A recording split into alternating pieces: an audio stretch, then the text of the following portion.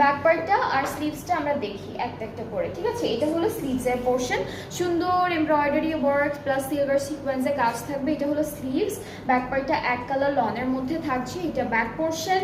সাথে আমরা দেখে ফেলি অনেক সুন্দর কিছু প্যানেল। সো আমরা একটা একটা করে প্যানেল দেখবো, কারণ অনেকগুলো প্যানেল দিয়েছে এই ক্যাটালগটার সাথে।